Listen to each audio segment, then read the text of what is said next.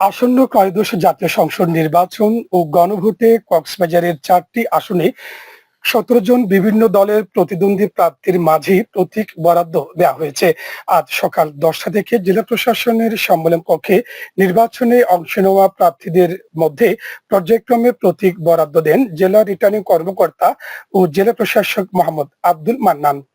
প্রার্থীদের মধ্যে কক্সবাজার ১ চকরিয়া পেকুয়া আসনে বিএনপি মনোনীত সালাউদ্দিন আহমেদ ধানের শীষ, জামাতের আব্দুল্লাহ আল ফারুক দাড়িপাল্লা এবং ইসলামী আন্দোলনের মোহাম্মদ সরওয়ার আলম কুতুবী পেয়েছেন হাতপাখা প্রতীক। কক্সবাজার ২ মহেশখালী কুতুবদিয়া আসনে জামাতের AHM হামিদুর রহমান আজাদ দাড়িপাল্লা, বিএনপির আলমগীর মোহাম্মদ মাহফুজুল্লাহ ফরিদ ধানের শীষ, ইসলামী আন্দোলনের প্রার্থী জিয়াউল হক হাতপাখা পেয়েছেন।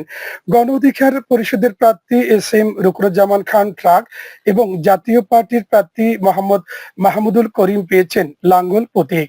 কক্সবাজার ৩ সদর রামু ও ঈদগাঁও আসনে বিএনপির প্রার্থী লুৎফর রহমান কাজল ধানের শীষ, জামাতের প্রার্থী শহীদুল আলম বাহাদুর দাড়িপাল্লা, ইসলামী আন্দোলনের প্রার্থী আমিরুল ইসলাম হাতপাখা, লেবার পার্টির প্রার্থী জগদীশ বড়ুয়া আনারস এবং আমজনতা দলের প্রার্থী নুরুল আফসার পেয়েছেন প্রজাপতি প্রতীক।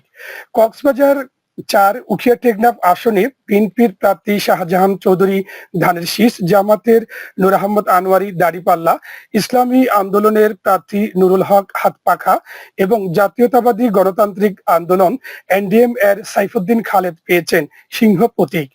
ঘোষিত তফসিল অনুযায়ী আগামীকাল থেকে প্রার্থীরা নির্বাচনী প্রচার শুরু করে ১০ ফেব্রুয়ারি পর্যন্ত চালাতে পারবেন। ১২ ফেব্রুয়ারি সকাল ৭:৩০টায় জাতীয় সংসদ নির্বাচন ও গণভোট একই সঙ্গে শুরু হয়ে চলবে বিকেল ৪:৩০টা পর্যন্ত।